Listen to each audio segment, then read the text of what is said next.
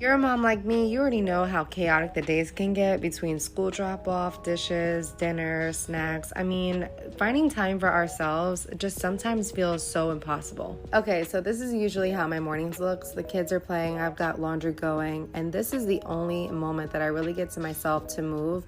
And sometimes it's only for like 10-15 minutes, but that's better than nothing. Now, I don't always have time for a full workout, but I've been trying to make this a habit and just kind of get on here every day for a little bit because it really does help me reset and I feel so much better. I started doing this mostly for my energy. I've noticed that when I move a little bit more every day, I'm less tired, I'm not as aggravated, and even if it's just for 20 minutes while the kids are playing, it helps so much. And honestly, this treadmill makes it a lot easier for me because it's quiet, smooth, and I can still hear what's going on around me. I used to tell myself a lot that I just didn't have time, but even if I can just hop on here while dinner is going for 10-15 minutes, it makes such a difference in my mood and my energy, and I just feel so good and accomplished. I had my third baby. I've been dealing with a lot of lower back pain, and I just been kind of stuck and in the same routine every day. So ever since I've been moving a lot more, it has made such a difference in just how I feel and releasing a lot of that pressure that I have in my lower back. There's always that guilt as a mom that if you're taking time to do something for yourself, you feel